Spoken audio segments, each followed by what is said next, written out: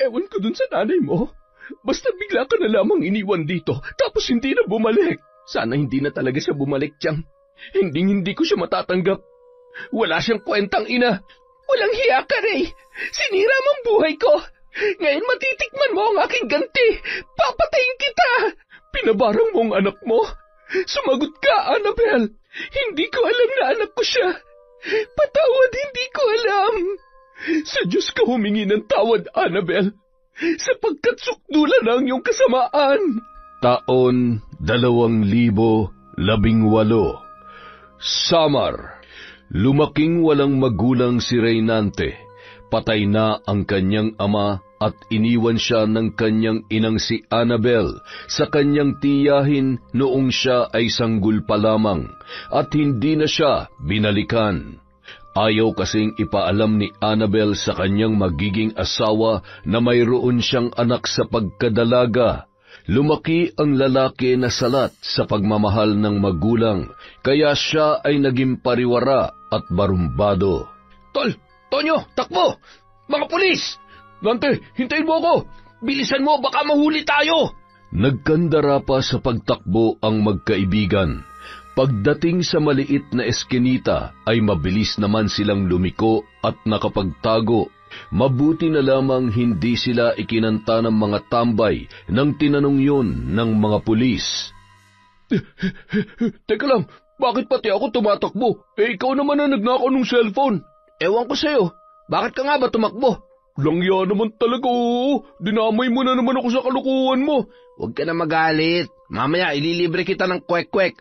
Muntik na ako mahuli ng pulis, tapos kwek-kwek lang. Kwek-kwek lang muna. Saka na tayo kakain na masarap kapag nanalo ako sa bingo. Bingo? Sama ko, tol, ha? Oo ba? Basta huwag ka magsusumbong kay Chang, ha? Paano naman ako magsusumbong? Pati naman ako laging pinapagalitan nun. Hayaan mo na, wag mo na lamang pansinin. Kahit tiyahin ko lang yun, parang anak na ang turing sa akin nun. Oo nga maswerte ka pa rin dahil meron kang tiyahin. Ako nga, simula nung nag-asawa ng ibang nanay ko, wala na talaga nag-alaga sa akin pareho kasing mga walang kwenta yung nagluwal sa atin Pasarap lang ng pasarap, pagkahirap na, pinabayaan na tayo. Teka tol, ikaw ba, hindi mo hinahanap yung nanay mo? Hinahanap, pero hindi para kailalanin, kundi para sumbatan at gantihan. Wala siyang kwentang ina. Pareho talaga tayo, tol. Kaya nga parang tunay na kapatid ng turing ko sa'yo, tol Ganon din ang turing ko sa'yo, tol. Kaya hindi talaga tayo mapaghihiwalay. Tol, kahit anong mangyari, I love you, tol, ha? Anak ng teteng naman, Nababakla ka na ba sa akin? Bisit ka. Ay. Ang alat ng pawis mo, tol. Ikaw ang baho ng hininga mo. Nung araw na yun, gabi nang umuwi si Renante sa kanilang bahay, dahan-dahan siyang pumasok upang hindi magising ang kanyang tiyahin. Saan ka galing? Magandang gabi po, Tiyang Linda. Akala ko po, tulog na kayo. Hindi mo ba alam na kanina pa kita hinihintay? Nandyan lang naman po ako sa tabi-tabi, Tiyang. Rumaraket lang. Anong rumaraket? Pinag-aaral kita, pero anong ginagawa mo? Tiyang, nakakapagod na kasi mag-aral. Nakakapagod? Wala ka nang trabaho dito sa bahay, pati pag-aaral hindi mo pa magawa. Wala na nga tayong halos pambili ng bigas, mag-aaral pa, Tiyang. Kaya ba mag-aral ka para guminhawa ang buhay mo? Paano ka na lamang kapag wala na ako? Ayaw ko na nga mag-aral, Tiyang. Nakakapagod. Anong gusto mo? Maglakwatsa na lang buong araw? Manang-mana ka talaga sa nanay mong si Annabel. Puro lakwatsa, tapos pag-uwi buntis. Paulit-ulit na lamang naririnig ni Reynante ang pangalan ng kanyang inang si Annabel at ang mga hindi magagandang nakagawian nito. Kaya hindi na siya nagtataka kung bakit hindi na siya binalikan ng kanyang nanay. Sa kanyang isip, wala talagang kwenta ang kanyang ina. Tiyang, nasa na ba talaga yung walang kwentang Annabel na yon? Ewan ko dun sa nanay mo. Basta bigla ka na lang iniwan dito tapos hindi na bumalik.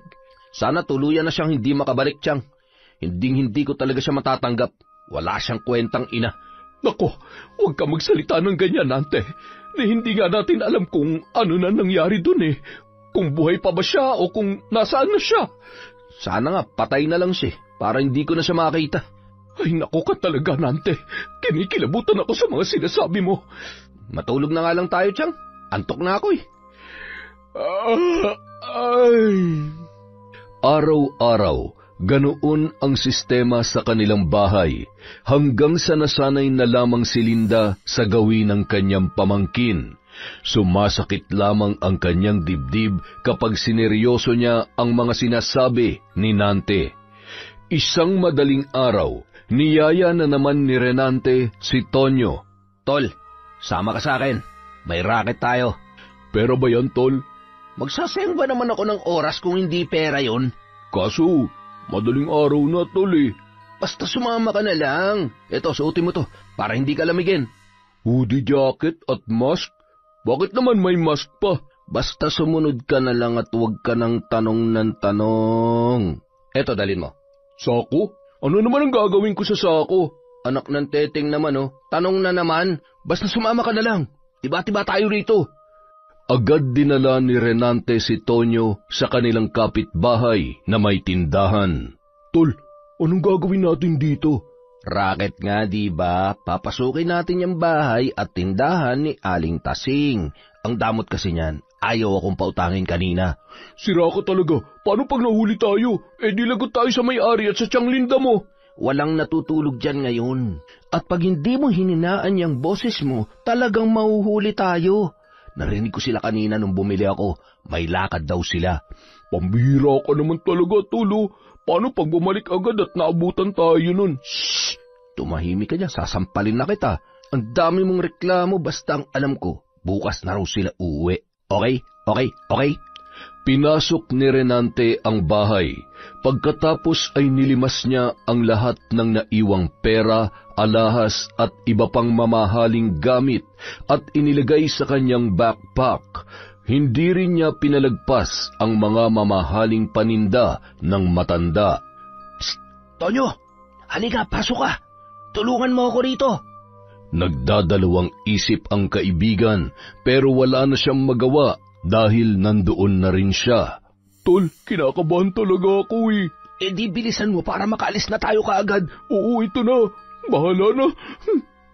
Pinuno nila ang kanilang dalang sako na halos maubos ang mga delata, gatas at iba pang mamahaling paninda na medyo magaan lamang. Tara na, Tol. Medyo marami-rami na to. Saan naman tayo didiretso, Tol? Tsaka mahuhuli tayo kapag dinala natin to sa atin. May kilala ko, Tol. Bumibili sila ng mga ninanakaw. Sila nang bahala na mag-dispose nito. Medyo mababa lang yung kuha nila pero ayos na rin yun kesa matunugan tayo ng mga kapitbahay natin. Iba ka talaga, Tol. Ang dami mong kapit. Ako pa ba? Matapos maisalya ang mga ninakaw, kumain ang magkaibigan at pagkatapos ay hinati nila ang kinitang pera. Diba sabi ko sa'yo, tiba-tiba tayo? Grabe, Tol. Ngayon na ako nakahawak ng ganito kalaking pera. Sa susunod, mas malaki pa dyan ang kikitain natin. Baka naman mapahamak tayo dyan, Tol. Huwag nating dalasan. Hindi pa humuhupa yung nervyos ko. Duwag ka talaga. Mas mabuti na yung araw-araw tayong rumarakit para tiba-tiba din tayo araw-araw. Hindi pa naman mauubos tong pera ko eh. Marami-rami pa to. Bumili ka ng chicks para maubos agad. Ayoko, Tol. Sayang lang ang pera dun. Ang sabihin mo, bakla ka. Duwag ka na nga, bakla ka pa. Ako yata yung tipo mo eh, ha? Kung pumapayag ka na ba na tayo na lang, bakit hindi? Baliw ka talaga. Pagkatapos kumain, umuwi na sila sa kani-kanilang mga bahay upang matulog. Kinabukasan, napabalikwas na lamang ng bangon si Reynante dahil sa balitang panluloob sa bahay at tindahan ni Aling Tasing. Naririnig kasi niya mula sa labas ang mga usap-usapan. Maya-maya pa, nagulat na lang siya nang may mga pulis na nag-iimbestiga sa kanilang bahay. Magandang umaga po! Bakit po, sir? Anong maipaglilingkod ko sa inyo? May napansin po ba kayong ingay kaninang madaling araw? Naku, wala po, sir. Tulog na tulog po ako. May nakapagsabi kasi sa amin na yung pamangkin nyo raw na si Nante, madalas madaling araw na daw umuwi. Maaari ba namin siya makausap? Ano naman ang kinalaman ng pamangkin ko dyan, sir? May nagreklamo po kasi sa presinto. Siya kasi ang pinagdududahan ni Aling Tasing at ng inyong mga kapitbahay. Sa katunayan, may dala na po kaming search warrant para imbestigahan ang loob ng inyong bahay. Kinabahan si Renante sa kanyang narinig, kaya dali-dali niyang itinago ang kanyang pera sa may bubong at nagtulog-tulugan. Pasensya na po kayo, ma'am. Papasukin po namin ang bahay ninyo sa ayaw at sa gusto ninyo. Men, simulan niyo na. Yes, sir. Sir, parang hindi naman yata makatarungan yung ginagawa ninyo. Bakit? May nakakita ba sa pamangkin ko na siya mismo ang gumawa?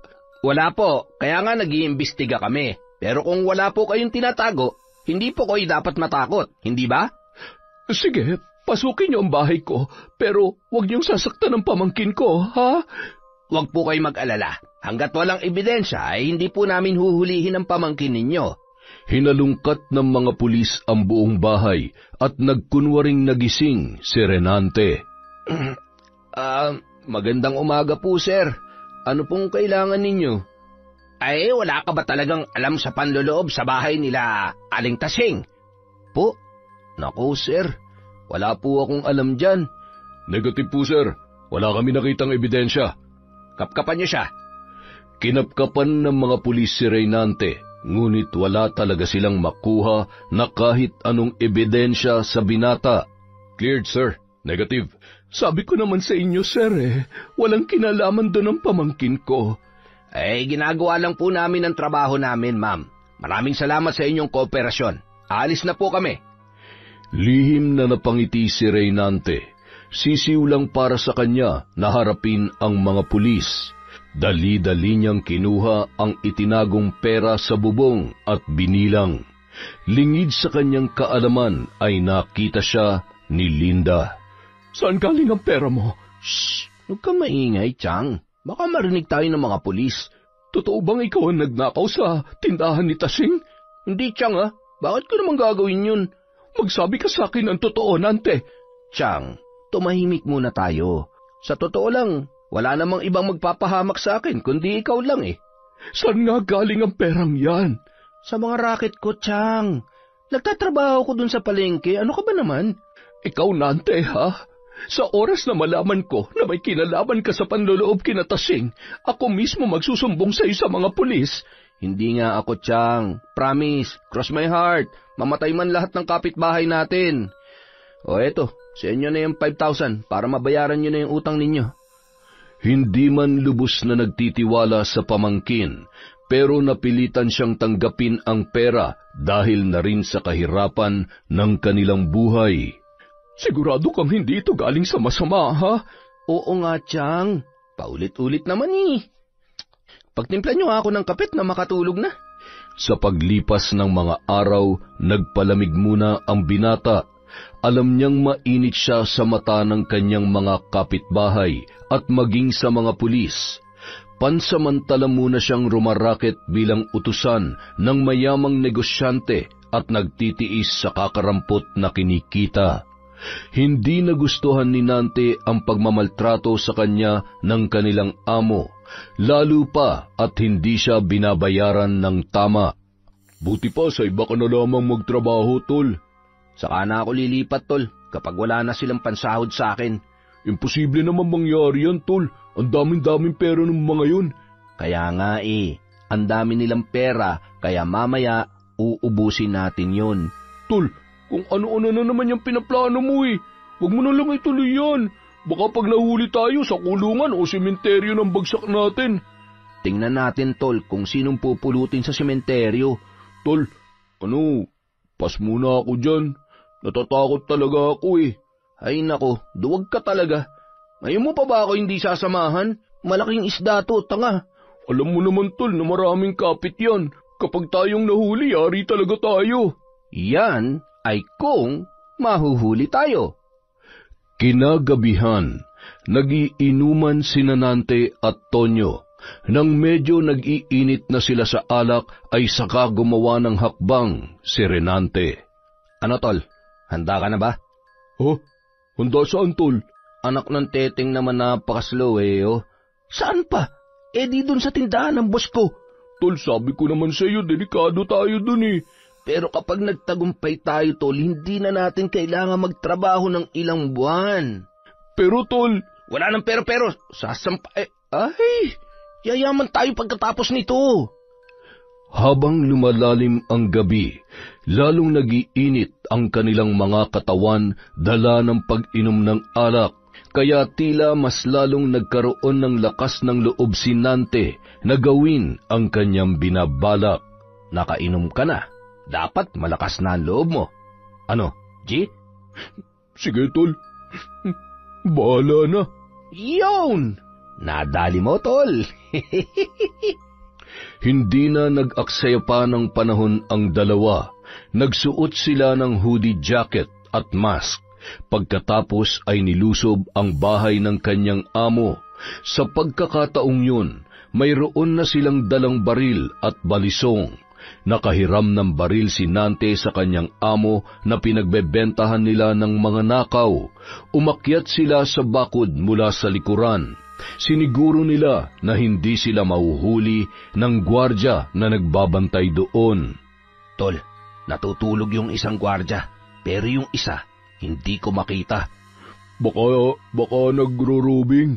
Umanda ka, kailangan natin makuha yung susi. Wala tayong ibang madadaanan. Paano pag nagising yan, tol? Di paluin mo ng tubo. Tol, paano pag natuluyan? Di mas mabuti, wala na tayong iisipin. Naknon teteng naman oh, ginawa pa akong killer. Nanginginig ang tuhod ni Tonyo habang papalapit sa main door. Tulad ng kanilang inaasahan, bigla na lamang nagising ang gwardya at nagulat pa ito nang sila ay makita. Bumunot yun ng baril, ngunit mabilis na napukpok ni Nante sa sentido ng 2 beses, dahilan upang yun ay mahimatay. Agad binusalan ni Nante ang bibig noon at iginapos. Pagkatapos ay binuksan na nila ang tarangkahan. Tol, pasok! Oo, tol. Nagpalinga-lingang pumasok si Tonyo at pagdating sa loob, agad nilang hinanap ang kwarto ng boss ni Reynante. Hindi nila yun mabuksan dahil nakalak sa loob. Tol, parang mahihirapan tayo makalabas dito. Ngayong kapakinabangan, nandito na tayo sa loob. Paano natin mapapasok ang kwarto ng boss mo sarado yan sa loob? Di katukin natin, para siya na mismo magbukas. Kinatok ni Nante ng malakas ang pintuan, na alimpungatan naman ang taong nasa loob. Galit na galit yon dahil naistorbo ang kanilang pagtulog ng kanyang asawa. Galit na galit din bumangon ang babae at binuksan ang pinto. Magtatatalak sana yon nang bigla na lang yon tinutukan ng baril ni Nante sa bibig. Huwag kang gagalaw. Pera lang ang kailangan namin. Huwag mo sasaktan ang asawa ko. Ibaba mo ang baril mo. Ilabas mo na ang pera, kundi sasabog ang bungo nitong asawa mo. Nandyan ang pera sa loob ng drawer. Kunin ninyo. Sinenyasan ni Nante si Tonyo na kunin ang pera habang nakatutok pa rin ang kanyang baril sa ulo ng babae. Agad namang nilimas ni Tonyo ang pera at inilagay sa kanyang dalang bag. Tara na, tol. Sandali lang, tol. Patutulugin ko lang ang mga to. Anong gagawin mo? Biglang sinuntok ni Nante ang sikmura ng among babae, dahilan upang mapaimpit yon sa sakit. Pinukpok pa niya ng baril ang ulo noon, kaya naman nahimatay. Anong ginawa mo sa asawa ko? Hindi inaasahan ni Nante na manlalaban ang among lalaki, kaya nagkaagawan sila ng baril at natanggal ang kanyang face mask. Nante, bakit mo to ginagawa sa amin? Dahil maramot ka magpasahod. Agad na binaril ni Nante ang among lalaki ng 3 beses, dahilan upang bawian yon ng buhay. Tol, bakit mo pinatay? Wala sa usapan natin yan. Nakilala kasi ako, tol. Tara na, sibat na, bilisan mo. Nagkandara pa sa pagtakbo ang magkaibigan. Samantalang hindi nila inaasahan na darating ang isang gwardya at tinanggalan ng tali ang isa pa. Nang makita silang papalabas na, ay nagkaroon ng barilan sa pagitan nila, habang si Tonyo ay nagkukubli lamang. At dahil malakas ang loob ni Reynante, hindi siya nagpapatinag sa dalawa, kaya mabilis lang yung bumulagta sa sahig. Tol, tara na! Tila lumipad ang espiritu ni Tonyo dahil sa kanyang nakita. Sa takot niyang mahuli, madali lamang niyang natalon ang bakod, samantalang si Reynante ay pasimple lang na dumaan sa gate. Bago pa man nakarating ang mga pulis ay nakalabas na sila sa lugar at nakalayo na para paghatian ang nanakaw na pera. Ayos, ang dami nito. Paldo-paldo tayo, tol. Pero tol, Nante, hindi kaya tayo mapahamak? Baka isumbong tayo, nakita yung mukha mo eh. Paano naman siya magsusumbong? Yatap na yon. Oo nga no, pero natakot talaga ako kanina, tol. Lalo na nung nahuli tayo ng gwardya, akala ko katapusan na natin eh. Sabi ko naman sa'yo, magtiwala ka lang sa akin. Tingnan mo, may tig500,000 tayo ngayon. Ibang klase ka talaga, tol. Bilib ako sa tibay ng loob mo. Dito sa mundo, tol, patibayan lang talaga ng dibdib. Kung mahina ka, talo ka. Kung sa bagay, tama ka dyan, tol. Simula bukas, hindi na tayo isang kahig, isang tuka. 2 na. Akala ng magkaibigan ay ligtas na sila. Pag-uwi ni Nante sa kanilang bahay, nagulat na lamang siya nang may mga pulis na nakapaligid. Dali-dali siyang nagtago at nagmanman. Doon lamang siya tinablan ng takot. Mula sa kanyang kinaroroonan ay narinig niya ang iyak ng kanyang tiyahin. Sir, ilang beses ko bang sasabihin na wala ang pamangkin ko dito? Saan namin siya matatagpuan? Hindi ko alam. Saka, bakit niyo ba siya dinadawit sa panloloob sa bahay ng kanyang amo?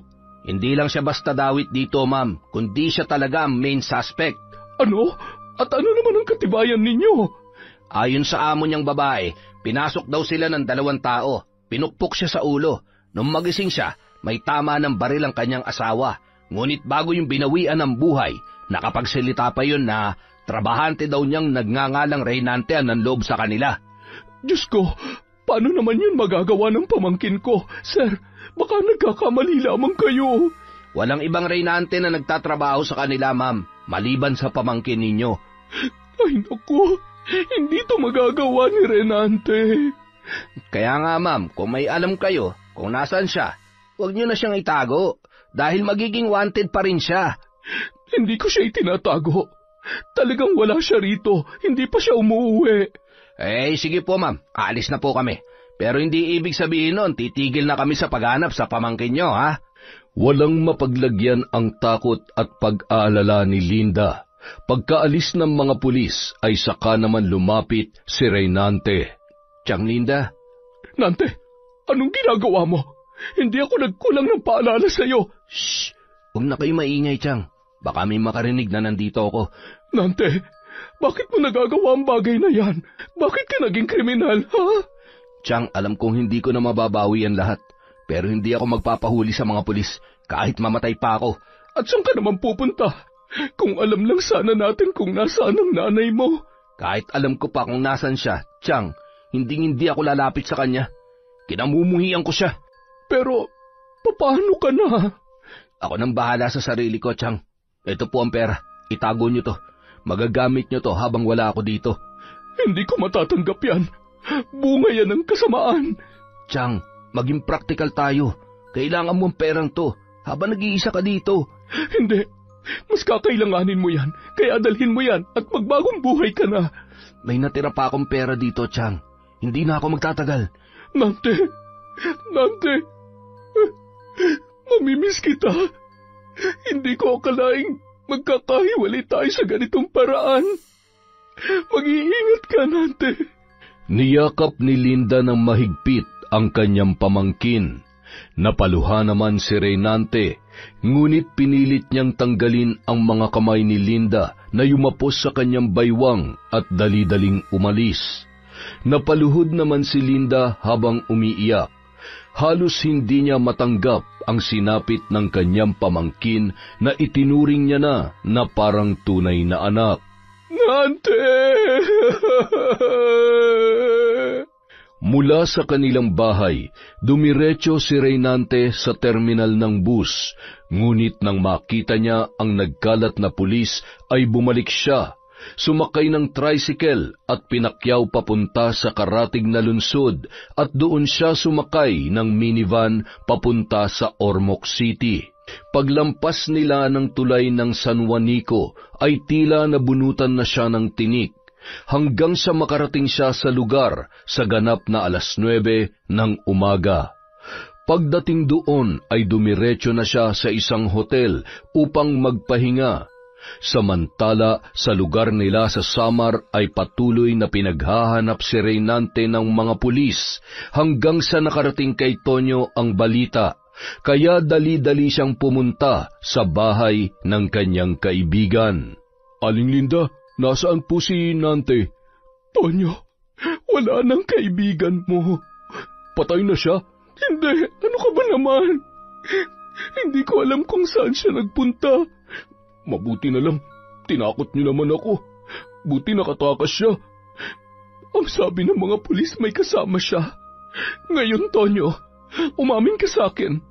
May kinalaman ka ba sa nangyari? Naku, wala po, Aling Linda. Wala po akong kinalaman dun. Kaya nga po nandito ako para magtanong eh. Magsabi ka ng totoo. Aling Linda naman, alam niyo naman na sunod-sunuran lang ako sa pamangkin ninyo. Kaya pakiusap po. Huwag niyo po akong isusumbong sa mga pulis. Sabi ko na nga ba eh. Wala naman talaga akong kasalanan. Wala akong pinatay o sinaktan man lang. Si Nante talagang gumawa ng lahat. Bakit mo siya hinayaang gawin yon? Aling Linda, maniwala po kayo sa akin. Hindi ko po talaga ginusto ang nangyari. Pinilit lamang po ako ni Nante. At pumayag ka naman. Hindi niya inisip na maaari kayo mapahamak. Ilang beses ko po yung sinabi sa kanya, pero ayaw niyang makinig. Napakalakas po ng kanyang loob. Sa katunayan po, may baril po siyang dala at ang galing-galing po niya. Daig pa nga po niya si Robin Padilla eh. Loko ka talaga, Tonyo. Seryosong usapan to eh. Huwag mo ko idaan sa kalokohan. Totoo naman po talaga yung sinabi ko eh. Pero mali pa rin ang pananaw niya sa buhay. Lahat na lang ay idinadaan niya sa dahas. Tingnan mo kung ano nangyari ngayon. Mapapahamak siya. Kaya nga po, naaawa talaga ako sa kaibigan ko eh. Saan na kaya siya nagpunta? Yun din ang inaalala ko, Tonyo. Nag-aalala ko para sa kanya. Hayaan niyo po, Aling Linda. Kapag tumawag sa akin yun, sasabihin ko agad sa inyo. Maraming salamat, Tonyo. Ibig sabihin po, hindi niyo na ako isusumbong sa mga pulis. Bilang kaibigan ng pamangkin ko, hindi ko rin magagawang isumbong ka sa mga pulis. Pero nakikiusap ako sa iyo. Tigilan niyo ng paggawa ng masama. Pangako po yan, Aling Linda. Magbabagong buhay na po ako. Aasahan ko yan, Tonyo. Paglipas ng 2 buwan, paubos na ang pera ni Reynante kaya naisipan niyang humanap ng trabaho. Isang araw, nakasalamuha niya ang isang mayamang matandang negosyante na nasiraan ng sasakyan sa daan, kaya hindi siya nagdalawang isip na tulungan yun. Okay na yan, boss. Salamat talaga, bata. Siya nga pala, anong pangalan mo?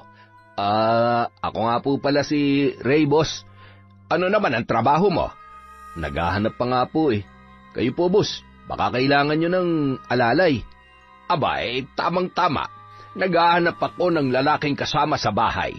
May sweldo na, libre pa sa lahat ng bagay. Talaga, boss? Oo, basta ba hindi ka mamimili ng trabaho? Naku, boss, kahit ano. Basta lang may pagkakitaan ako. Saka, maayos na rin yung stay-in para naman hindi na ako mangungupahan ng bahay. Taga saan ka nga pala? Taga Samar po ako, boss. Napadpad lamang ako rito para maghanap ng trabaho.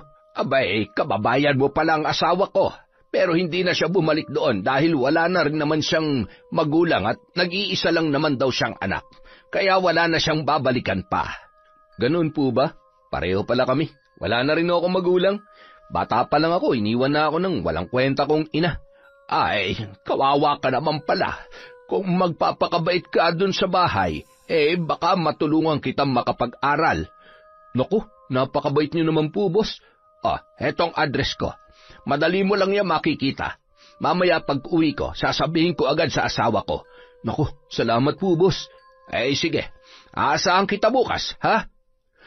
Pag-alis ng matanda ay tiningnan niya ang papel. Nakalagay ang telepono, address at pangalan nito na Paulo Sandoval. Kinaumagahan, hindi na nagsayang pa ng oras si Reynante. Agad niyang pinuntahan ang bahay ni Paulo. Pagdating doon ay pinapasok siya ng gwardya, ngunit wala roon si Paulo sapagkat nakaalis na yon papunta sa kanyang trabaho. Maupo ka lang muna dyan at hintayin mo si Madam Bell. Okay po, salamat. Maya-maya pa lumabas ang nasa higit 40 anyos na babae na halatang maarte sa katawan at may katarayan. Anong pangalan mo? Ray po, ma'am. Madam Bell ang itawag mo sa akin. Opo, Madam Bell. Maswerte ka dahil asawa ko mismo nagpapasok sa iyo dito, kaya tanggap ka na. Magsisimula ka na ngayon. Stay in ka dito at libre lahat. Madam Bell, pwede ko bang malaman kung magkano ang sweldo ko? Manghampas lupa talaga. Napakasigurista. Pasensya na po kayo sa akin, Madam Bell. Well, kung sweldo lang ang pag-uusapan natin, maayos magbigay ang asawa ko. 10,000 a month para sa nagsisimula pa lamang. 10,000? Naku, ayos na po yan.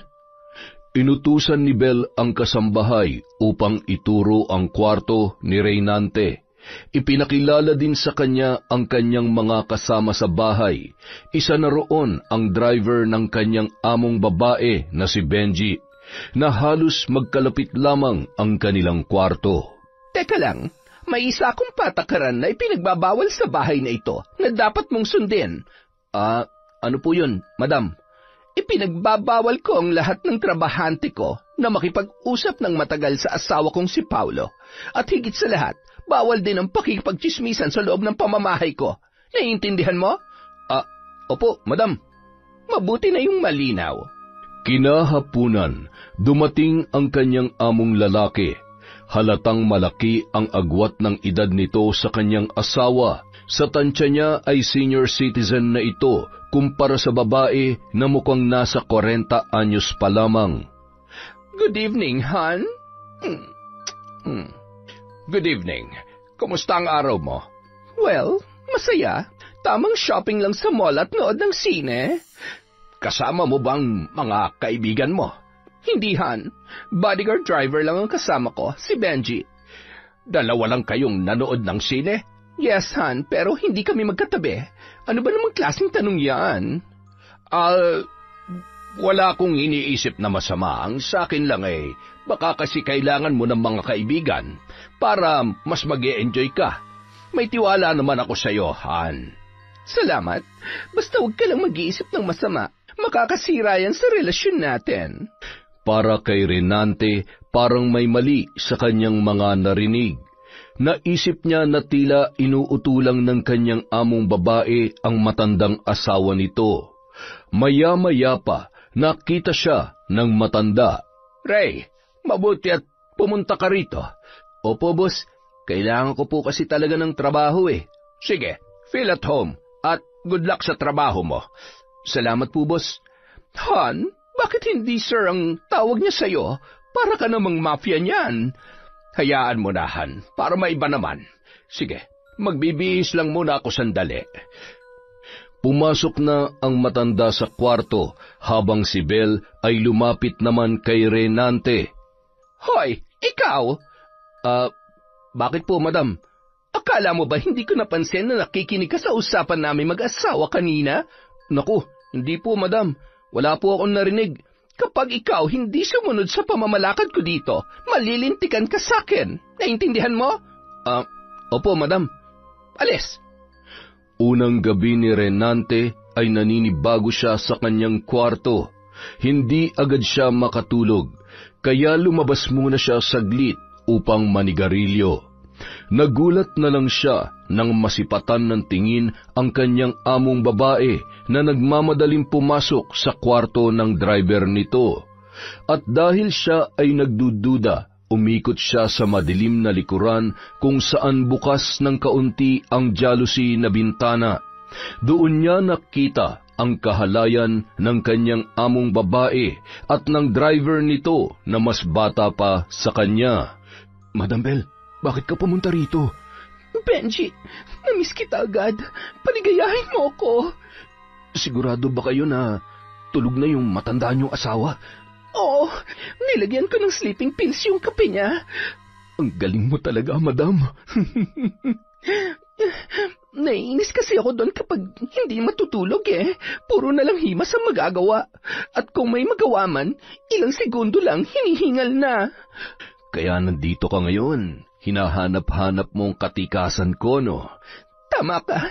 Kaya paligayahin mo ako, Benji. Hindi na ako makatulog kapag hindi kita nakakasama sa gabi. Masusunod, madam. Paliligayahin kita hanggang sa pareho nating maabot ang langit. Natawa na lamang si Reynante sa kanyang nasaksihan. Naisip niya na hindi talaga siya nagkakamali sa pagkakakilala sa kanyang madam. Malandi ito at inuutulang ang kanyang asawa. Kinaumagahan, maaga siyang gumising at naglakad-lakad sa labas. Masama naman ang titig ni Benji sa kanya pagkatapos ay sinita siya nito. O ikaw, kabago-bago mo lang dito, akala mo kung sino kang parelax-relax dyan ah.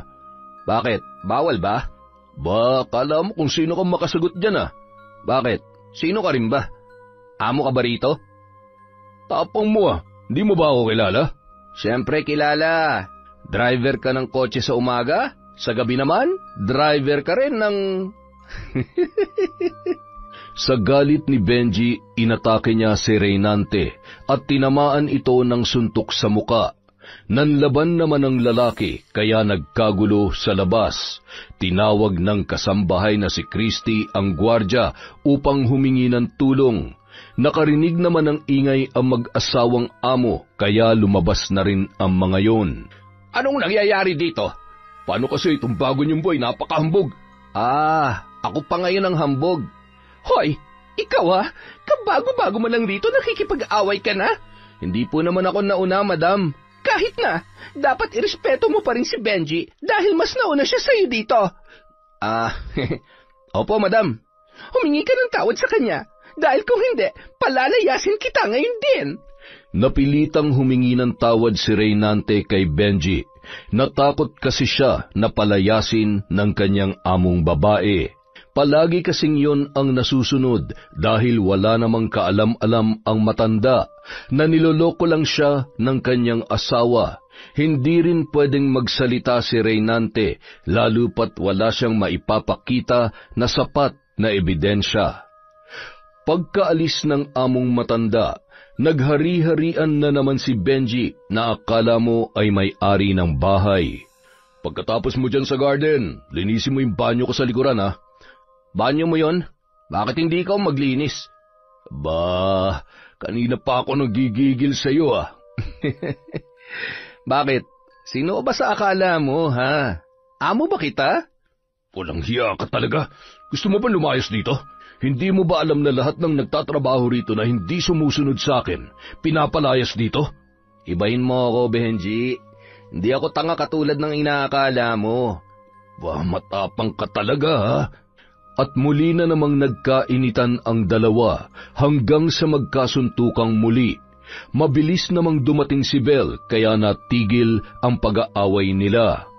Ano ba kayo? Madam, pwede bang palayasin mo ng lalaking to? Dahil ba hindi ko sinunod ang utos mo? Sino ka ba talaga rito, ha? Dalawang magkabilang sampal ang natamo ni Reynante sa among babae. Di ba pinagsabihan na kita na matuto kang rumespeto? Pasensya na po kayo, madam. Marunong po akong rumespeto sa mga amo ko. Pero hindi ko naman po amo yan. Kapag wala ditong asawa ko, si Benji ang inaatasan ko mag-utos sa inyo. Pasensya na po, madam. Pero hindi po yan kasali sa napag-usapan natin. Nakita mo na? Napakabastos talaga ng lalaking yan. Hayaan mo na, Benji. Sasabihin ko kay Paolo mamaya. Ang hindi alam ng dalawa ay nagtitimpi lang si Reynante sa kanila Naghahanap lang siya ng ebidensya upang putulin ang sungay ng magkalaguyo. Kinagabihan, maingat na minanmanan ni Reynante sina Benji at Bel. Sa pagkakataong yun, bitbit niya na ang kanyang cellphone upang makakuha ng ebidensya. Malalim na ang gabi nang makita niyang pumasok na naman ang kanyang among babae sa kwarto ni Benji. Dali-dali siyang umikot sa likuran kung saan palaging bukas ang kalahati ng jealousy. Kampante kasi si Benji na walang ibang tao na umiikot doon dahil maliban sa sulok ay madilim pa. Wala ba nakakita sa'yo? Wala. Nag-iingat ako. Kaya lang may problema tayo. Hindi nakainom ng sleeping pill si Paulo. Bakit hindi ka nanigurado? Nakatulog kasi siya agad. Siguro naman hindi yun magigising kasi mukhang pagod na pagod. Paano pag nagising yun? Ha? Hindi na yun. Humihilik na eh. Ay, kinakabahan ako. Pwede bang bukas na lang? No, ayaw ko. Sabi ko naman sa'yo, hindi ako makakatulog kapag hindi tayo nag-ano eh. Putik naman talaga oh. Sige na, Benji. Please. Napilitang pumayag ang driver sa kagustuhan ng kanyang among babae. Pagkatapos ay hindi naman siya nagsisi kasi binigyan siya nito ng 10,000 piso. Bahala ka na kung anong gusto mong bilhin dyan. Yan ang gusto ko sa iyo eh. Galante ka masyado. Hindi lang yan ang makukuha mo kapag mas ginalingan mo pa ang performance mo. Bakit? Kulang pa ba? Medyo, pero better luck next time na lang. Mabilis na lumabas si Bel at bumalik sa kanilang kwarto. Nagulat na lang siya nang nakaupo na si Paulo. Saan ka ba galing? Kanina pa kita hinahanap pa. Ha? Ay, dyan lang sa garden. Nagpahangin lang ako. Nagpahangin? Hindi ka pa ba nakontento sa aircon? Ibig kong sabihin, gusto kong lumanghap ng preskong hangin kasi hindi ako makatulog. Bakit parang pawis na pawis ka? Wala ito. Ano ka ba naman? Kanina pa kasi ako naglalakad-lakad. Sige na. Nag-alala tuloy ako sa'yo. I love you too, hon. Mabuti na lamang at nabola na naman ni Bel ang matanda. Bumalik sila sa kwarto at natulog na. Kinabukasan, maagang inabangan ni Reynante si Benji. Oh, ba't ka umaharang-harang dyan? Tiba-tiba ka ngayon ah. Ano bang sinasabi mo dyan? Relax. Wala naman akong ibig sabihin. Tila nagduda si Benji na natunugan na sila ni Reynante, kaya naman mabilis niya itong ipinarating kay Bel. Tinik talaga sa atin ang lalaking yan. Sinabi ko naman sa'yo na paalisin mo na rito yan eh. Sinabi ko na yan kay Paulo, pero hindi siya pumapayag. Hayaan mo, gagawa ko ng paraan para mapilit ko si Paulo. Bilisan mo dahil sa oras na maunahan tayo ni Ray, sigurado ako na sa basurahan tayo pupulutin. Wisit talagang lalaking yan. Mabilis na kumilos ang babae. Kinausap niya ang kanyang asawa na paalisin na si Ray sa trabaho nito. Pero Han, bakit kailangan paalisin natin siya? Pang ilang buwan na natin ang pinaalis mo rito. Hindi ko talaga siya gustuhan. Tamad kasi siya at para bang may napansin ako sa kanya. Nahuli ko kasi siya minsan na pumasok dito sa kwarto natin. Sigurado ka ba dyan? Oo, Han. Kaya natatakot talaga ako sa kanya. Baka naman may kailangan lamang. Hindi, Han. Masama talaga ang kutob ko. Tsaka, hindi siya pwedeng basta-basta na lamang pumasok dito. Kung paalisin ko siya, saan naman pupunta yan? Wala yang kamag-anak dito. Bakit? Taga-saan ba yan? Kababayan mo yan, sa Samar. Di, umuwi na lamang siya sa kanila. Wala na yung magulang. Iniwan daw siya ng kanyang ina nung sanggol pa lamang siya. Napalunok naman ng laway ang babae. Naalala niya na mayroon siyang anak na iniwan na hindi alam ng kanyang asawa. Problema niya na yan, Han. Ang sakin lang naman, unahin natin ang kapakanan natin bago pa maging huli ang lahat. Pag-iisipan ko, Han. Hayaan mo, magpapalagay ako ng CCTV sa loob at labas ng bahay natin para mamanmanan natin siya. Han, wag! Bakit? Akala ko ba'y gusto mo maging safe? Ang ibig kong sabihin, hindi na kailangan kasi alam ko na ang tunay niyang pagkatao. Baka nga kasi advance lang masyado yung pag-iisip mo. Ay, bahala kang dyan.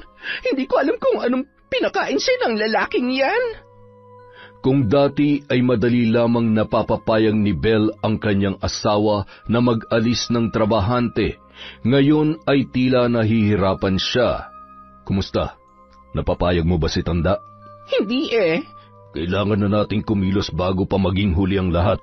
Oo na. Heto na, nag-iisip na ako ng paraan. Isang gabi, habang naglalakad si Reynante papunta sa tindahan, nagulat na lang siya nang may isang lalaki na humarang sa kanya. Tinutukan siya ng baril nito sa ulo. Mabuti na lang at mabilis niyan nabaliktad ang kamay nito, dahilan upang maagaw ang baril at naitutok niya yon kaagad sa ulo ng lalaki. Anong kailangan mo sa akin? Patawad, napag-utusan lang ako. Sino nag-utos sa'yo? Hindi ko pwedeng sabihin. Sasabihin mo o sasabog ang ulo mo? Isa. Dalawa. Huwag! Sasabihin ko na. Sino? Si Madam Belle. Walang hiyang yun. Makiusap, huwag mo sabihin sa kanya na nagsumbong ako. Baka ako naman ay ipapatay niya. Umalis ka na, bago pa mabuhay ang demonyo sa katawan ko. Bilis! Opo. Mabilis na umuwi si Reynante sa bahay ng kanyang amo. Nang makita ang among babae at si Benji, ay kumulo agad ang kanyang dugo. Sa isip niya, hinahamon talaga siya ng mga yun. Ngunit hindi nagpadala si Reynante sa bugso ng kanyang damdamin. Nag-iingat pa rin siya na hindi makagawa ng krimen dahil pag nagkataon, tiyak niyang mauungkat ang kanyang mga nakaraang kaso. Putya, palpak yung tauhan mo. Paano niya nagawang makabalik pa dito sa bahay? Sigurado ko tayong pagdududahan yan. Kung hindi kumantay yung inutusan ko, siguradong inosente pa rin tayo sa kanyang paningin. Sigurado naman ako na hindi kakanta yun. Alam niya kung anong mangyayari sa kanya. Natigil ang pag-uusap ng dalawa nang biglang lumabas si Paulo. Agad nilang iniba ang kanilang usapan. Han, nandyan ka pala. Halika rito. Umupo ka sa tabi ko. Mukhang seryoso ang pinag-uusapan ninyo Paano kasi, Han? Nagpapatulong ako kay Benji. Namanmanan niyang si Ray. Natatakot talaga ako sa kanya, Han. Sinabi ko naman sa'yong magpapalagay ako ng CCTV camera para mamanmanan natin ang kilos niya. Ay, baka rin naman nagkakamali ka lang, Han. Huwag na nga, Han. Hindi na kailangan yon. Nandito naman lagi si Benji. Oo nga po, sir. Bilang bodyguard driver, obligasyon ko pong bantayan ang seguridad ni Madam Belle. Salamat, Benji. Maaasahan ka talaga sa lahat ng oras. Para kay Belle, madali lamang paikutin ang ulo ng kanyang asawa. Tamang arte at lambing lang ay naniniwala na ito sa kanya, maliban lamang ang tungkol kay Reynante. Kinabukasan, mas lalo pang nanggigil sina Belle at Benji dahil araw-araw nilang nakakasalamuha si Reynante sa bahay, samantalang ang lalaki ay tahimik lang na sumusulyap-sulyap sa kanila. Gustong-gusto ko na talagang pasabugin ang ulo ng lalaking yan. Ako nga rin eh. Kung hindi lang sana palpak yung tauhan mo, pinaglalamayan na sana ngayon yan. Ewan ko ba kung bakit at kung paano nakatakas yan kay kamatayan. May anting-anting siguro yung lokong yan. Tingnan ko lang sa susunod kung hindi pa rin yan palalayasin ni Paulo. Kung ano man yung balak mo, gawin mo na agad at siguruhin mo na.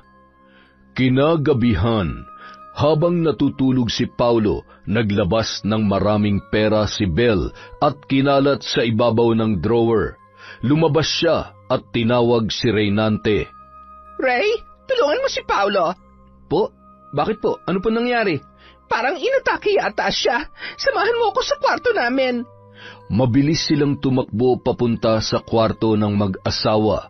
Pagpasok nila sa loob, ay biglang isinara ni Belle ang pinto at nagsisigaw. Agad namang nagising ang matanda at nagulat nang makita si Reynante sa loob noon.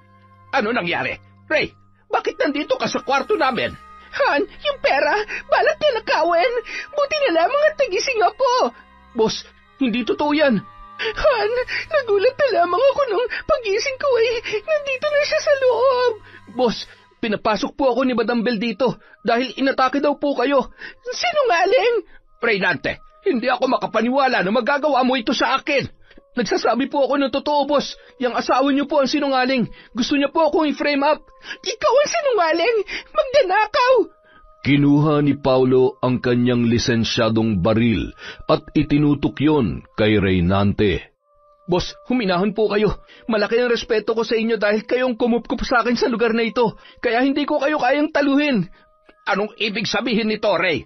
Totoo ang sinabi ko na pinapunta ko ng asawa niyo dito dahil inatake raw kayo. Pero pagdating ko po dito, nagkalat na yung pera at bigla na lang siyang sumigaw. Huwag ka maniwala sa kanya, Han. Matagal ko nang sinabi sa'yo na iba talaga ang kutob ko sa lalaking yan. Nagsasabi po ako ng totoo, boss. At anong dahilan? Bakit yan gagawin ng asawa ko sa'yo? May natuklasan po ako na hindi nyo nalalaman. Ano yon? Huwag ka maniwala sa kanya, Han. Asawa mo ako, kaya sa akin ka maniwala. Palayasin mo na yan ngayon din. Sandali lang, Han. Bibigyan ko muna siya ng pagkakataong magpaliwanag. Kinuha ni Reynante ang kanyang cellphone sa kanyang bulsa upang ipakita ang kanyang mga nakuhang ebidensya. Nanlaki naman ang mga mata ni Bell. Hoy, lalaki! Ano na naman yung pakulo mo, ha? Patunay sa mga panloloko mo kay boss. Nakaramdam ng kaba ang amo niyang babae. Naisip niya na baka tunay na may ebidensya na hawak si Reynante. Ray, please! Huwag mo nang lasunin ang utak ng asawa ko! Masyado mo na akong inaagrabyado, madam. Alam kong may balak kang ipapatay ako. Ray, hindi yan totoo. Kaya please, huwag mong sirain ang relasyon namin ni Paulo. Hindi nakinig si Reynante sa pagmamakaawa ng kanyang among babae. Ipinakita niya sa kanyang among lalaki ang kanyang nakuhang video. Maya-maya, bigla na lang itong sumigaw at nagpaputok ng 2 beses. Mapapatay kita, Annabel! Nagulat si Reynante nang marinig ang pangalang Annabel. Kapareho kasi yon ng pangalan ng kanyang ina. Han, patawarin mo ako, Han. Please! Lumayas ka dito! Lumayas kayong dalawa ng kabit mo bago ko pa kayo mapatay! Han, wag! Please! Ayusin natin to, Han! Lumayas ka at wala kang madadala kahit 1 sentimo! Han, maawa ka sa akin! Huwag mong gawin sa akin to! Mamili ka! Lalayas kayo rito o ipapakulong ko kayo! Nang marinig ni Benji ang ingay sa loob, dali-dali siyang lumapit upang alamin kung ano ang nangyayari. Nagulat na lang siya nang makita na nakaluhod si Bell sa harap ng kanyang asawa na umiiyak. Ano nangyayari dito? Nang makita ni Paulo si Benji, walang pagdadalawang isip na binaril niya yon. Mabuti na lamang at hindi ito napuruhan at mabilis na nakatakbo papalabas. Susundan pa sana yun ni Paulo, ngunit hinarang siya ni Annabel. Han, wag! Hayaan mo na siya!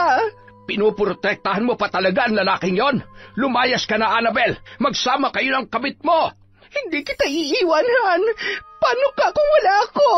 Hindi na kita kailangan! Ang kapal ng pagmumukha ninyong lokohin ako sa loob ng pamamahay ko! Hindi, Han! Hindi ako aalis dito! Bahay ko rin to! Wala ka nang makukuha sa akin! May karapatan ako dito dahil asawa mo ako! Isang malakas na sampal ang natamo ni Annabel mula kay Paulo. Mamili ka! Lalayas ka o ipapakulong ko kayo ng kabit mo!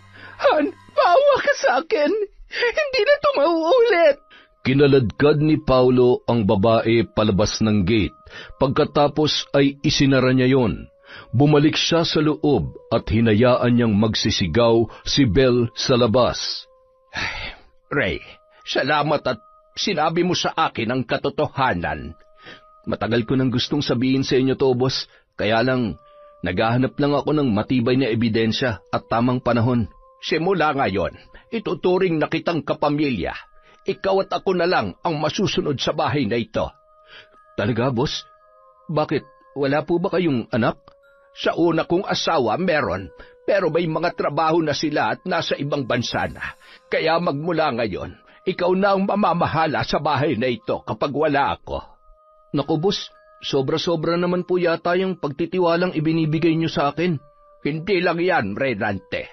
Lahat ng benepisyo ay ibibigay ko sa iyo. Ituturing na rin kita na parang sarili kong anak.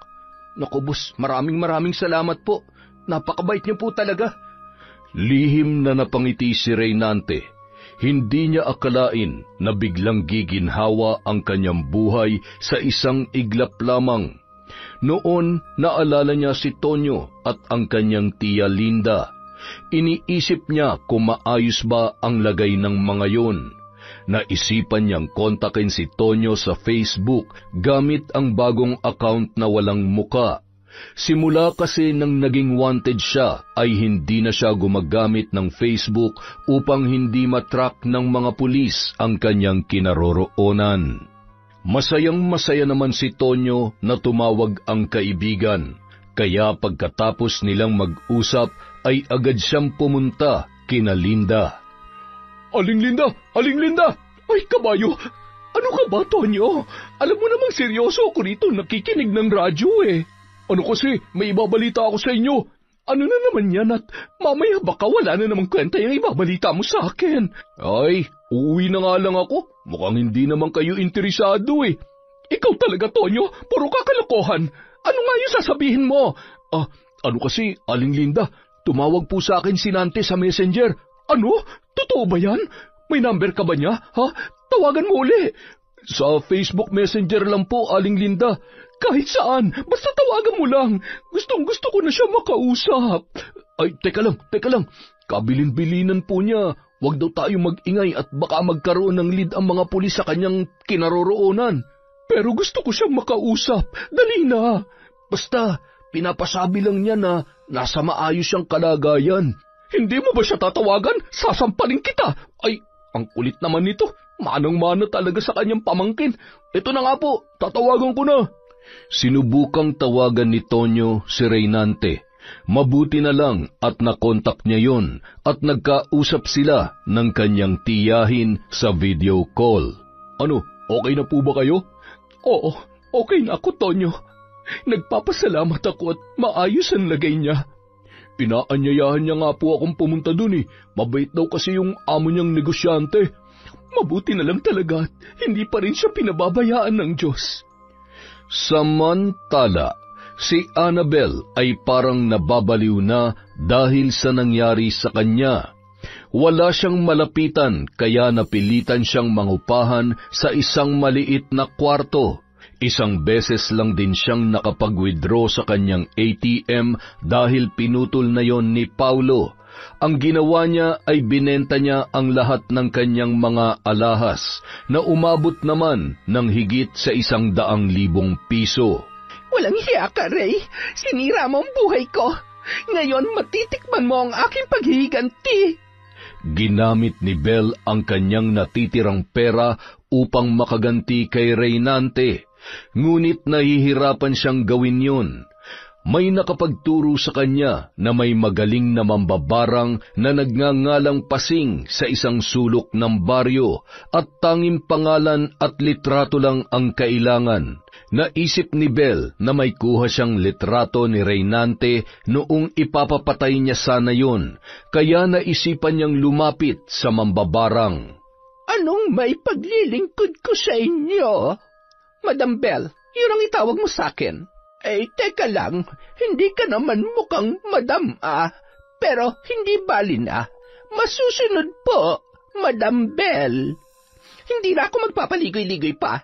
Pumunta ako rito dahil may ipapagawa ako sa'yo. Ipapagawa? Alam mo bang hindi ako basta-basta kumikilos kung walang bayad? Sige, magkano yung bayad na kailangan mo?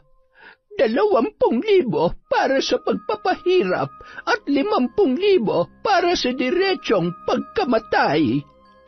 Nag-isip ng mabuti ang babae. Alam niyang madaling mauubos ang kanyang pera kapag magbabayad siya ng 50,000. Hetong 10,000, pahirapan mo lang muna. Akala ko ba gaganti ka? Bakit hindi mo na lang tuluyan upang mawalan ang tinik sa buhay mo? Huwag ka mag-alala, pupunta rin tayo dyan.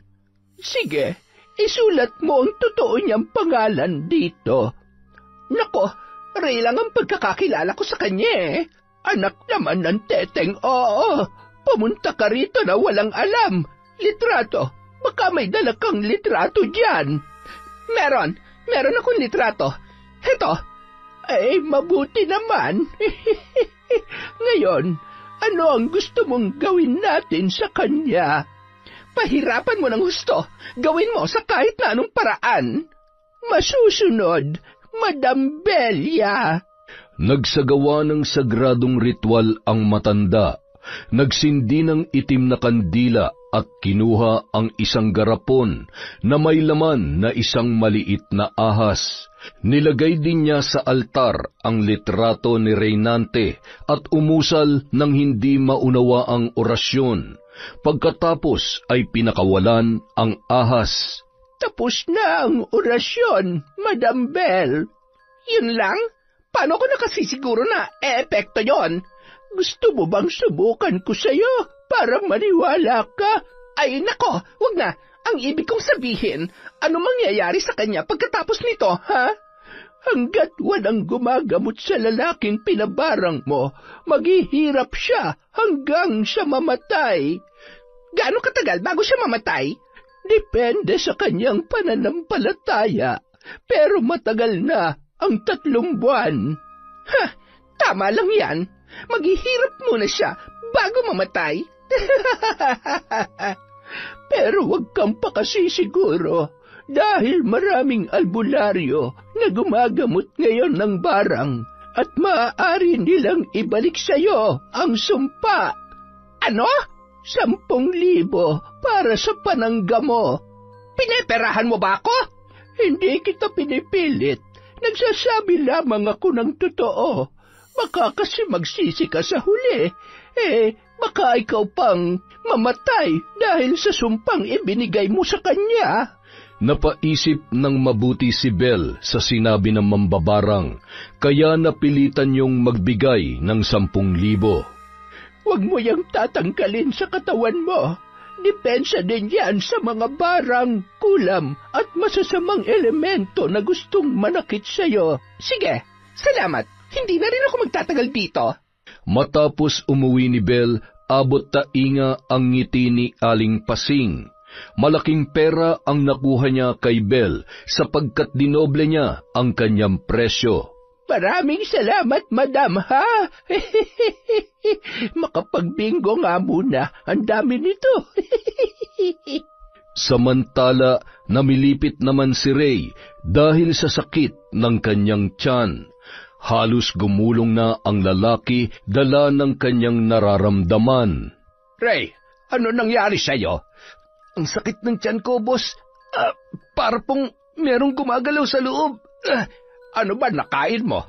Teka, tatawag lamang ako ng ambulansya upang madala ka sa ospital. Maya-maya pa, isinugod na si Reynante sa ospital. Pinasamahan siya ni Paulo sa kanilang kasambahay na si Christy. Lumipas ang 3 araw, wala pa ring makitang dahilan ng pananakit ng kanyang tiyan. Inaagapan lamang ito ng pain reliever. 1 linggo siya na nasa ospital, ngunit wala pa ring nangyayari.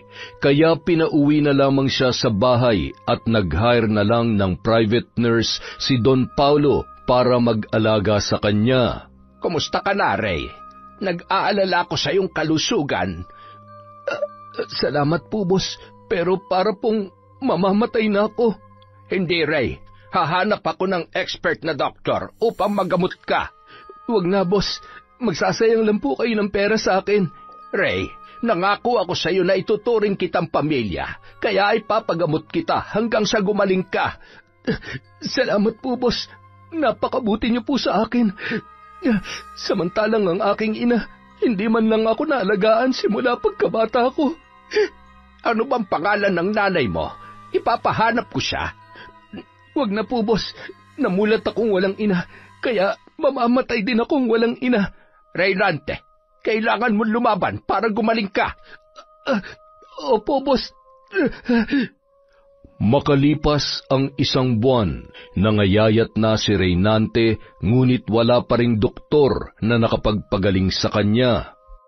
Isang araw, nagulat na lamang ang lahat sa biglang pagdating ni Belle. Madam Belle, umalis na po kayo dito. Mahigpit pong ipinagbawal ni Sir Paulo na pumasok kayo rito. Bahay ko to kaya may karapatan ako rito. Madam, nakikiusap po ako. Kapag hindi kayo umalis, mapipilitan kami tumawag ng pulis. Kahit anong gawin nyo, hindi nyo ako mapipigilan. Kung ganun, hintayin nyo na lang po si Sir Paulo. Matagumpay na nakapasok si Belle sa loob ng bahay.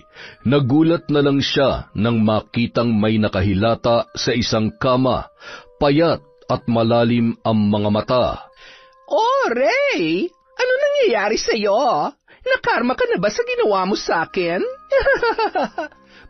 Madam Belle, wala po akong kasalanan sa inyo. Wala? Ikaw ang dahilan kung bakit ako naghihirap ngayon. Ikaw ang dahilan kung bakit nawala sa akin ang lahat-lahat. Tapos sasabihin mo, wala kang kasalanan? Madam, sabihin niyo lang ang gusto niyo sabihin.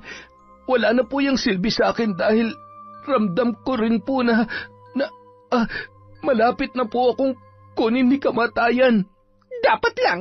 Dahil pakailamero ka. Dapat ka lang mamatay. Buwisit ka sa buhay ko. Gusto ko lang sabihin sa inyo, madam, na hindi po ako nasasaktan sa mga sinasabi niyo. Dahil simula nang iwan ako ng nanay ko, para niya na rin akong pinatay. Kaya ka siguro iniwan ng iyong ina dahil malas ka sa buhay niya. Kaya din siguro parehong pangalan ninyo ng nanay ko. Dahil pareho din ang tingin niyo sa akin. Higit sa lahat, pareho kayong walang puso. Biglang nakaramdam ng kurot si Annabel sa kanyang puso. Hindi niya alam kung bakit bigla siyang naapektuhan sa mga sinabi ni Reynante. Maya-maya pa, dumating si Paulo kasama ang mga pulis at hinuli ang babae. Bitawan niyo ako! Bahay ko to! Hindi niyo ako pwedeng palisin dito! Hindi mo ito bahay. Bahay ko lamang ito. Pinagawa ito ng mga magulang ko para sa akin. Pero asawa mo ako! Kasal tayo! Heto ang divorce papers. Pirmahan mo yan at wala kang mapapala sa lahat ng ari-arian ko. Hindi ko pipirmahan yan. May karapatan pa rin ako dito hanggat kasal pa tayo. Nagkakamali ka. Dahil hindi conjugal ang mga ari-arian ko. Namana kong lahat ng ito sa pamilya ko at walang ibang makakakuha nito kundi ang mga anak ko sa una kong asawa. Walang hiya ka! Hindi ako papayag na wala akong mapapala dito. Tandaan mo, mamamatay ka rin katulad ni Reynante. Dalhin nyo na yan sa presinto. Masusunod, Sir Paulo. Kinabukasan, sinampahan ni Paulo ng kaso si Annabel, adultery sa pakikiapid kay Benji at kasong breach of trust dahil sa pagwawaldas ng pera na hindi niya nalalaman. Ngunit nakapagpiyansa naman ito kaya malaya pa rin na gumagala. Sa isang mediation, inimbitahan ang 2 panig upang subukang ayusin pa ang kanilang relasyon sa harap ng kanilang mga abogado. Ngunit hindi pumayag si Paulo. Sigurado na siya na gusto niya nang tapusin ang kanilang relasyon. Han, ayusin na natin to. Nangangako ako sa iyo na magbabago na ako. Sorry, Annabel, pero nakapagdesisyon na ako na ituloy ang kaso. At anong laban ko? Wala akong pera na pangtustos sa kaso. Problema mo na yon. Han, please. Ayaw ko makulong habang buhay. Please, wag mo akong sampahan ng kaso. Kung ayaw mo makulong, pirmahan mo na ang divorce papers. Pagkatapos ay huwag ka na magpapakita sa akin. Han, ayoko. Ayoko. Tapos na ang usapang ito. Lumabas si Paulo sa mediation room at humabol naman si Belle sa kanya. Hinawakan siya nito Ngunit iwinaksi niya lamang yun. Ikaw ang dahilan ng lahat ng ito, Reynante. Mamatay ka na sana! Dahil sa takot na matalo sa kaso at makulong, naisipan niyang lumayas at umuwi sa kapatid niya sa Samar. Sa isip niya ay magiging masaya ang kanyang kapatid kapag binigyan niya yun ng pera sa kanyang pag-uwi. Kinabukasan, agad siyang bumiyahe papuntang Samar, ngunit kinakabahan siya kung matatanggap ba siya ng kanyang anak. Samantala, inaatake na naman si Reynante ng sakit ng kanyang tiyan. Halos hindi na tumatalab ang mga pain reliever na itinuturok sa kanya. Lumobo na rin ng husto ang kanyang tiyan, dahilan upang mahirapan ang kanyang paghinga. Ray, ano nangyayari sa'yo? Boss, hindi na siguro ako magtatagal. Nurse! Oxygen! Bilis! Mabilis namang kumilos ang nurse, dahilan upang maagapan si Reynante. Ray, kailangan mong lumaban. Hahanapin pa natin ang nanay mo. Wag na, boss. Nagsasayang ka lang ng oras sa walang pusong babaeng yun. Pero Ray, ito na lang ang tawagan mo, boss. Ang kaibigan kong si Tonyo para makarating sa tiyang Linda kong nangyayari sa akin. At kung sakaling mawala na ako. Ray, hindi ka mamamatay. Tatawagan ko ang tiyahin mo, pero maaari bang sabihin mo sa akin ang pangalan ng nanay mo? Annabel. Annabel? Anong apelyido? Hindi na nakapagsalita si Reynante dahil inatake na siya ng labis na pananakit ng tiyan. At dahil na-immune na siya sa kanyang mga gamot, ay muli na naman siyang isinugod sa ospital. Samantala, nakarating na si Annabel sa Samar. Hindi niya maunawaan ang kanyang nararamdaman. Pagdating sa bahay ng kanyang kapatid, ay nagulat na lang siya sa sumalubong sa kanya. Walang hiya ka? Bakit ka pa umuwi dito? Ate, patawarin mo ako. Natatakot kasi ako dati na hindi ako matatanggap ng asawa ko. Oras na malaman niya may anak ako. Sana hindi ka na lamang bumalik. Nasaan ang anak ko, ate? Anak? Hindi mo alam kung ano nangyayari sa anak mo? Lumaki siyang barumbado dahil puno ng galit ang kanyang puso dahil sa'yo. Nasaan siya, ate? Gusto ko siyang makita. Matagal nang wala ritong anak mo. Nakapatay siya at wanted siya sa lugar na ito. Bakit, ate? Bakit mo siya hinayaan? Isang malakas na sampal na naman ang tumama sa muka ni Annabel. Hindi ako nagkulang sa anak mo. Ikaw ang dahilan kung bakit naging pariwara siya. Ilang sandali pa, bigla namang dumating si Tonyo.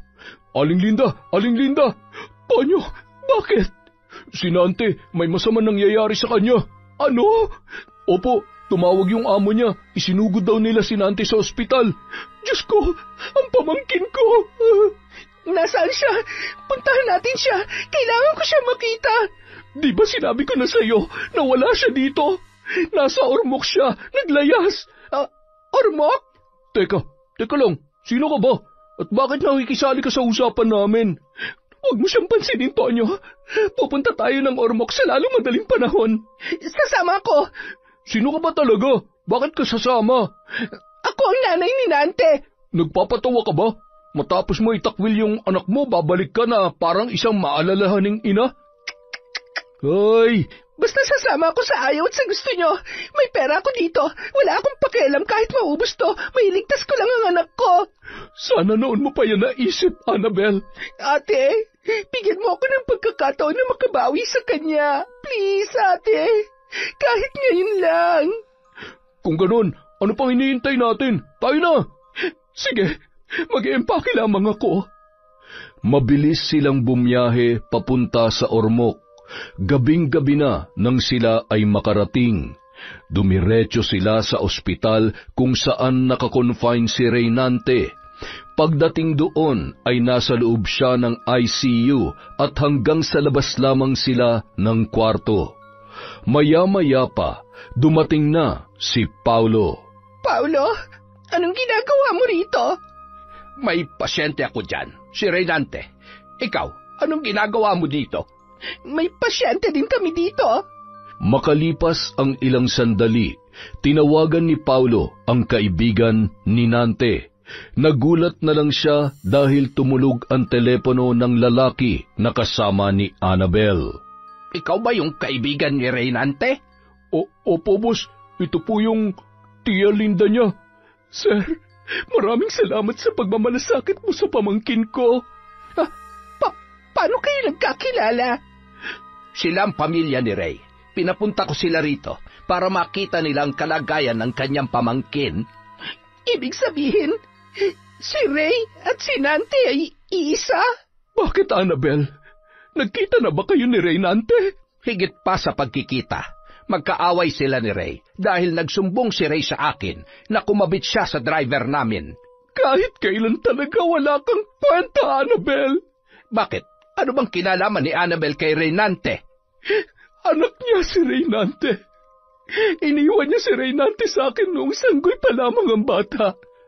Pero teka lang, ang ibig sabihin ba nito ay inilihim mo sa akin ang tungkol sa anak mo, Annabel?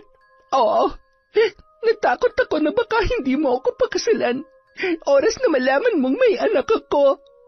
Matagal mo na palang binilog ang aking ulo.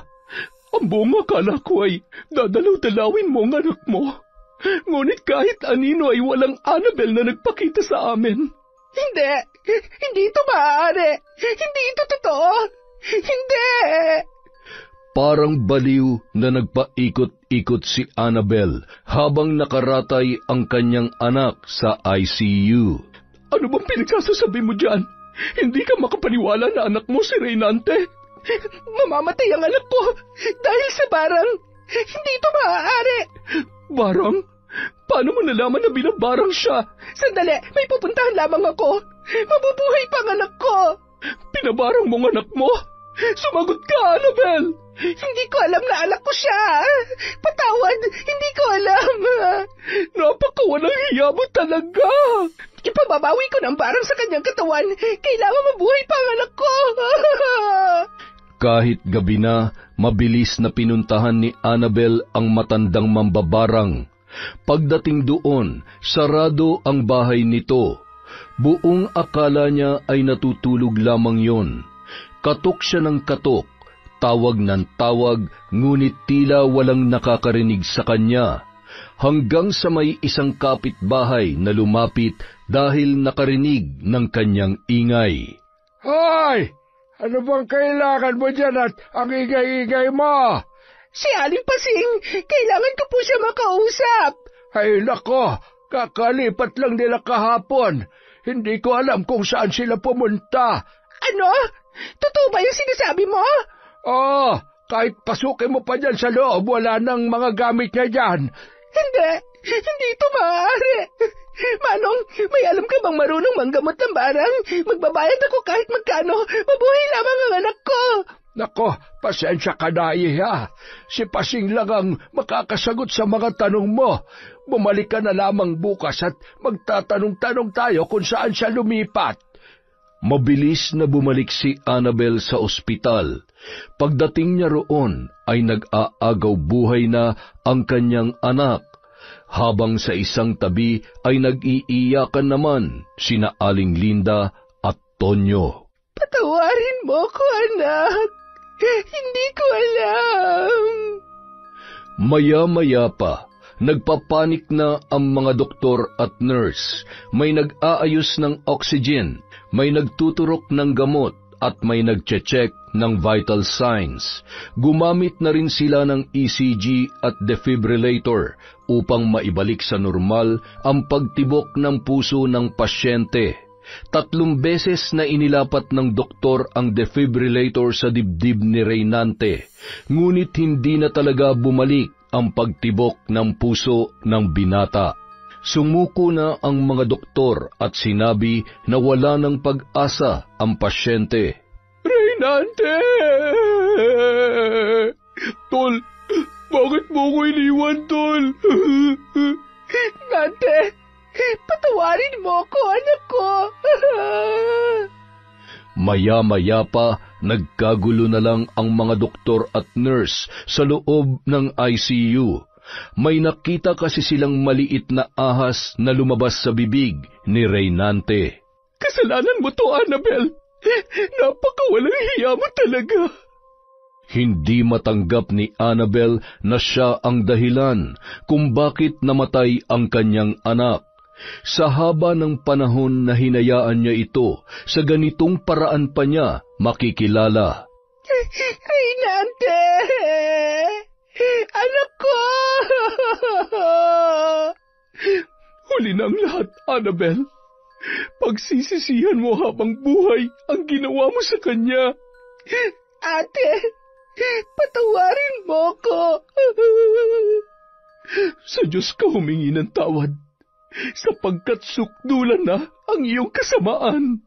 Sa tulong ni Paulo na ihatid sa Samar ang bangkay ng binata, binigyan din niya ng sapat na pera si Linda para pantustos sa kanilang pangangailangan. Pagkatapos ng libing, bumalik agad si Annabel sa Ormoc upang harapin ang kaso na isinampa ni Paulo sa kanya. Sa unang pagdinig pa lamang ng korte, inamin na lahat ni Annabel ang kanyang mga kasalanan, kaya madali lamang natapos ang kanilang kaso. Agad siyang pinatawan ng kaparusahan ng pagkakakulong sa kasong adultery at reklusyon temporal o 20 taon na pagkakabilanggo. Sa isip naman ni Annabel, kulang pa ang kanyang buhay upang mabayaran ang lahat ng kanyang mga kasalanan. Yon! Isa na naman pong malupit na kwento mula sa Kwentong Enteng. Maraming salamat po sa inyong walang sawang pagsubaybay at pagmamahal sa channel natin. Kaya naman, love na love din po kayo ni Enteng. Maraming salamat po at dahil dyan, babawi tayo ng shoutout. Simulan po natin kay Boss Rodrigo Gonzales. Hi kay Dimple Siumi. Shoutout kay Belen Malbas, kay Filipina Palsario, Shauma TV, Josie Aniban, Chris Alcantara, kay Marie Balangon, Ma'am Tess Gutierrez, Rona Jane of H2O Agency. Hi din po kay Robert Crimen, kay Manisan Mamot Mapadtaya, Amparo Ludovico, Lerma Bo, Luz Viminda Bautista, Ira, Faith from Rogen Faith Lozada of Cabala Union.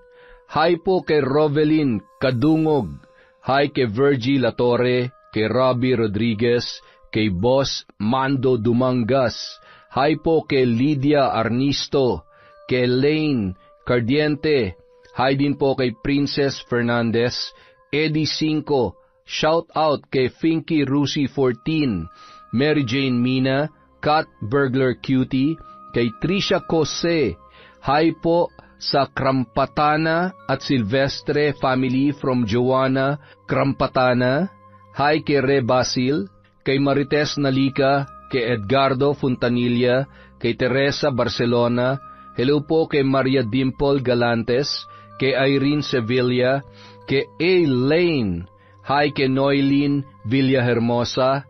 Hello kay Zane Axel Renada. Hi kay J.D. Esteves, kay Mea Espiritu, Angelina Ignacio. Hi sa Agodo family at kay Grace Agodo from Liza Agodo. Hi po kay Jocelyn Samson. Hello kay Colalona, kay Princess De Leon ng Antipolo.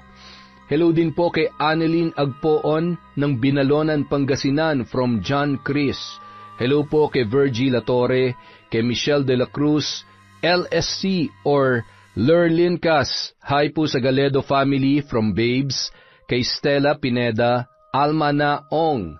Hello din po kay Criselda Sotil, kay Sean Samuel Sebastian from Chonchamteb.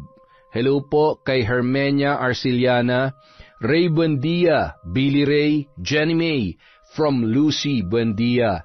Hi po kay Gemma Jane Gaugano, Lito Masilang, Christine Victorino from Hong Kong. Hi kay Glenda Gilado, kay Lalaine May, Valerie Joy Nadal, Janet Castillo, Rosemary Casonete, Marenila Cervantes. Hi po kay Ruth Ann Migano, kay Vicky Yabut, kay Christine Joy de la Cruz, at kay Neja Castillo. Yung mga hindi po natin nabanggit, meron pa po tayong mga susunod na videos. Maraming salamat po ulit sa walang sawang pagsuporta sa Kwentong Enteng.